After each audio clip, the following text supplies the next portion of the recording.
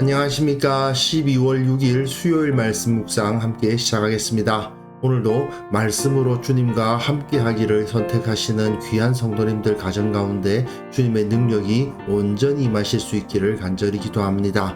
오늘 본문은 에스라서 3장 1절에서부터 7절까지 말씀이고요. 성전을 다시 짓기 시작하는 모습을 볼 수 있습니다. 어떻게 성전이 다시 지어질 수 있게 되었는가를 오늘 본문을 통해서 배우면서 우리의 우선순위에 대해서 우리가 가장 먼저 생각해야 될 것이 무엇인지를 다시 한번 확인하는 시간이 되었으면 좋겠습니다. 그럼 먼저 말씀 보시겠습니다.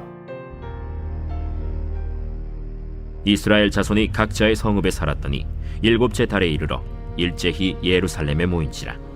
요사닥의 아들 예수아와 그의 형제 제사장들과 스알디엘의 아들 스룹바벨과 그의 형제들이 다 일어나 이스라엘 하나님의 제단을 만들고 하나님의 사람 모세의 율법에 기록한 대로 번제를 그 위에서 드리려 할세 무리가 모든 나라 백성을 두려워하여 제단을 그 터에 세우고 그 위에서 아침 저녁으로 여호와께 번제를 드리며 기록된 규례대로 초막절을 지켜 번제를 매일 정수대로 날마다 드리고 그 후에는 항상 드리는 번제와 초하루와 여호와의 모든 거룩한 절기의 번제와 사람이 여호와께 기쁘게 드리는 예물을 드리되 일곱째 달 초하루부터 비로소 여호와께 번제를 드렸으나 그때 여호와의 성전지대는 미처 놓지 못한지라. 이에 석수와 목수에게 돈을 주고 또 시돈 사람과 두로 사람에게 먹을 것과 마실 것과 기름을 주고 바사왕 고레스의 명령대로 백향목을 레바논에서 요빠 해변까지 운송하게 하였다.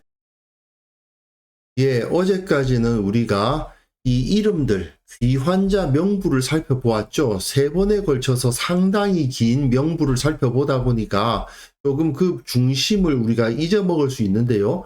고레스의 칙령이 발표되었고 그 고레스 칙령에 의해서 하나님의 예언의 성취가 시작되었다는 것을 믿었던 사람들이 이렇게 일어나서 약속의 땅으로 돌아간 겁니다. 그리고 단순히 그 자리에서 집 짓고 산 것이 중요한 게 아니라 예루살렘 성전을 다시 세우기 위한 움직임을 보이고 있죠. 오늘 본문은 그 귀환한 사람들이 예루살렘 성전을 회복하기 위한 첫 번째 단계를 보여줍니다. 마치 아브라함이 갈대아 우르를 떠나서 가나안 땅으로 들어갔을 때처럼, 그리고 출애굽한 이스라엘이 요단강을 건너서 그 약속의 땅으로 들어갔을 때처럼 이 사람들은 먼저 하나님을 찾는 것을 볼 수가 있어요. 이스라엘 자손이 각자의 성읍에 살았더니 거기서 각각의 성읍을 이루고 살고 있었습니다. 그런데 일곱째 달에 이르러, 일곱째 달이라는 것은 7월을 의미하죠. 성경의 7월을 의미합니다. 성경의 7월은 우리로 따지면 한 10월, 가을쯤 됩니다. 여하튼 이 일곱째 달은 7월 1일 나팔절, 7월 10일 속죄일, 그리고 7월 15일부터 21일까지 15, 16, 17, 18, 19, 20, 21일 7일 동안 초막절로 보내게 됩니다. 그러니까 일곱째 달 한 달 동안에는 절기로 꽉 차 있다고 해도 과언이 아니에요. 왜냐? 이때가 우리의 10월쯤 된다고 말씀드렸지 않습니까? 그러니까 굉장히 소출이 많고 풍성한 달입니다. 우리 추석 때처럼요. 그러다 보니 사람들이 일단 농사일을 놓고 하나님 앞에 모여서 예배할 여유도 생기고, 그리고 지금까지 살아온 모든 날들을 돌아보면서 하나님 앞에 속죄하고 또 주님께서 주시는 구원의 기쁨, 회복의 기쁨을 누릴 수 있는 달이기도 한 거죠. 그러다 보니까 이 일곱째 달에 이르러서 일제히 예루살렘에 모이게 됩니다. 그리고 절기를 회복하는 겁니다. 요사닥의 아들 예수아, 이 사람이 이제 곧 대제사장의 역할을 할 거고요. 스알디엘의 아들 스룹바벨, 이 사람이 정치적인 리더, 왕의 역할을 하게 될 것입니다. 예수아, 여호수아라고도 하죠. 그리고 스룹바벨, 이 두 사람의 지도력을 통해서 그 형제들이 다 일어나 이스라엘 하나님의 제단을 만들고 하나님의 사람 모세의 율법에 기록한 대로 번제를 그 위에서 드리려고 할세. 지금까지는 사람들이 그 땅에 모여 있긴 했지만 제사가 이루어지지는 않았던 겁니다. 그러나 제7째 달 나팔절을 기점으로 제사를 다시 드리기 시작합니다. 그런데 이렇게 번제를 드리려고 하니까 무리가 모든 나라 백성을 두려워했다라는 말이 기록되어 있어요. 두려워서 제단을 세운 게 아니고 두려워함에도 불구하고 제단을 그 터에 세운 겁니다. 그 주위 나라 백성들, 이방 백성들이 그 땅에 살고 있었겠죠. 그 땅은 원래는 유다의 땅이었지만 유다가 망해버렸고 그 주위에 있던 여러 민족들이 그 땅을 오가면서 그 땅을 사용하고 있단 말입니다. 고레스의 칙령에 의해서 유다 백성들이 약속의 땅으로 돌아오기는 했지만 이미 50에서 70년 정도의 시간이 지나버렸죠. 그 시간 동안 그 주위 민족들은 그 땅을 빈터로 생각하고 내 땅으로 생각하고 자기들이 사용할 수 있는 땅이라고 생각하지 않았겠습니까? 그런데 고레스 칙령 하나 딱 들고 들어와서는 그 땅에 주저앉는 사람들을 주위 사람들이 좋아할 리가 없죠. 아무리 고레스 칙령이 있다 하더라도 지금처럼 경찰력이 그 주위에서 완벽하게 질서를 잡아주는 그런 세상이 아니거든요. 그러니 두려울 수밖에 없습니다. 그런데도 불구하고 이 사람들은 하나님께 드리는 제단을 세우고 거기서 아침 저녁으로 번제를 드리기 시작합니다. 이것은 7월 1일 나팔절부터 시작된 거예요. 이것을 상번제라고 그러죠. 아침과 저녁으로 양 한 마리씩 하나님께 제사를 드리게 되어 있습니다. 그것을 여기서 실천을 했다는 거죠. 또한 기록된 규례대로 초막절을 지켰습니다. 초막절은 7째 달 15째 날, 그러니까 7월 15일이고 1회 동안 지켜야 돼요. 7일 동안 지키도록 되어 있습니다. 첫날에는 사람들이 다 모여서 아무 노동도 하지 않고 1회 동안의 화제를 드립니다. 그 1회 동안의 제사를 드리고 8째 날에도 너희는 성회로 모여서 이때는 초막절이 끝난 거지만 그럼에도 불구하고 다시 여호와께 화제를 드리면서 그 초막절을 마감하는 제사를 드리는 거죠. 그것은 거룩한 대회라고 불렸습니다. 너희는 어떤 노동도 하지 말지니라 되어 있죠. 이것들은 여호와의 절기라. 이것을 공포하고 성회를 열고 번제와 소제와 희생제물과 전제를 그날에 드리는 그야말로 큰 제사를 드리는 날이 이 7월에 있었던 겁니다. 이것을 과감히 실천하는 거죠. 이것은 그 주위 민족들에게는 새로운 나라가 여기에 터를 잡았다는 것을 공포하는 의미를 가지게 됩니다. 그럼에도 불구하고 이들은 성전을 회복하기 위해서 이 땅에 왔으니까, 그리고 어쨌든 고레스가 그 전체의 황제가 그것을 허락해 준 칙령을 가지고 있으니까 그것에 근거해서 이것을 시작을 한 거죠. 그 후에는 항상 드리는 번제, 상번제죠. 초하루 매월 1일에는 또 특별한 제사를 드리게 되어 있습니다. 그리고 여호와의 모든 거룩한 절기의 번제와 사람이 여호와께 기쁘게 드리는 예물, 이것은 개인이 이스라엘 전체가 드리는 제사는 상번제, 초하루 제사, 그리고 절기 제사 등이 있고, 그리고 개인이 하나님께 드리는 예물도 있죠. 이 모든 것이 이루어지는 것입니다. 7째 달 초하루부터 나팔절이죠. 7월 1일 나팔절입니다. 이때부터 비로소 여호와께 번제를 드렸다. 번제가 시작됐다는 것입니다. 그러나 그때의 여호와의 성전 지대는 미처 놓지 못했다. 제사만 드려지고 있었던 거예요. 성전이 만들어져 있는 게 아니고 그냥 제단 하나 쌓아가지고 거기다가 제물만 드리고 있을 뿐 다른 것들은 할 수가 없습니다. 그러다 보니 일곱째 달 초하루 나팔절은 지킬 수 있고 그리고 15일부터 21일까지 초막절은 지킬 수가 있는데 7월 10일의 속죄일은 지킬 수가 없습니다. 왜냐? 속죄일은 속죄 제물의 피를 가지고 지성소에 대제사장이 들어가야 돼요. 그런데 지성소가 어디 있어요? 성전 자체가 없는데.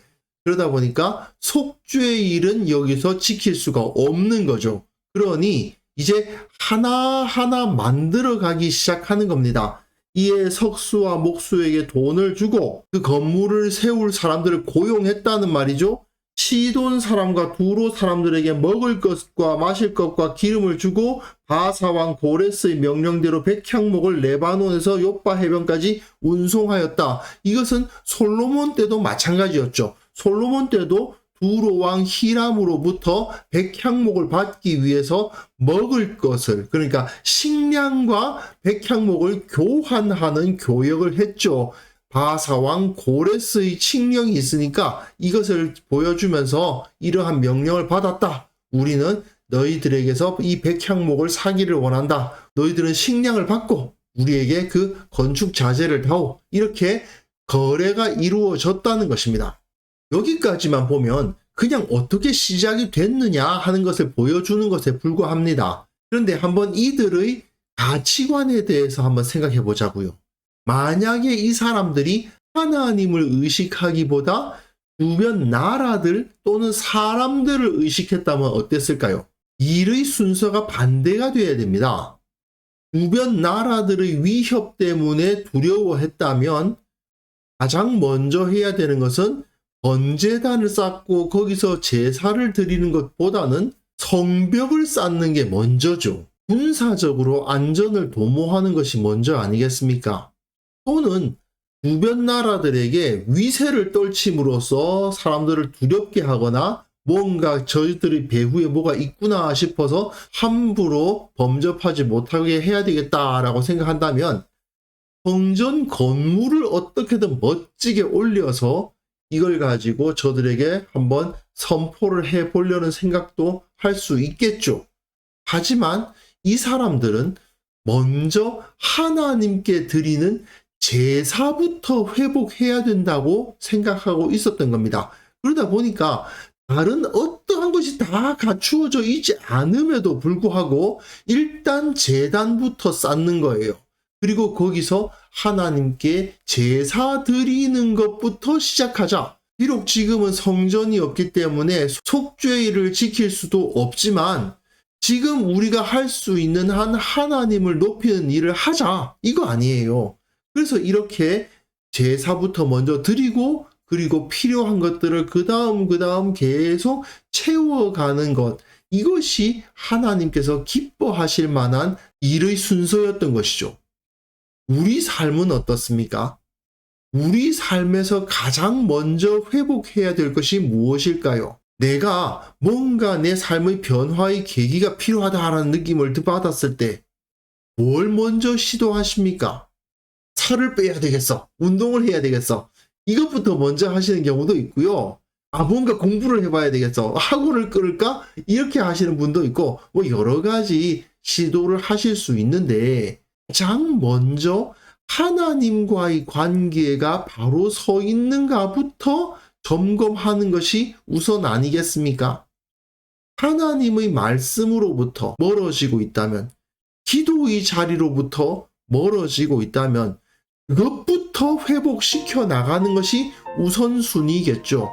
그 다음에 운동을 하든 식단을 바꾸든 뭐 공부를 따로 하든 어떤 프로젝트를 수행하든 할 수 있습니다만은 혹시 내가 주님 앞에서 경건 생활이 무너진 부분이 있다면 그거부터 속히 회복해야 된다는 것을 우리는 확인해야 될 것 같습니다. 그래서 이 시간 함께 기도하실 때에는요, 무엇보다 먼저 하나님을 의식하게 하옵소서, 경건한 삶을 살아가게 하옵소서. 우리 모든 성도들이 그 경건한 삶을 살다가 함께 모여 교제하고 예배할 때 그 나눔이, 그 간증이 풍성하게 하옵소서. 함께 기도하는 시간 가졌으면 합니다.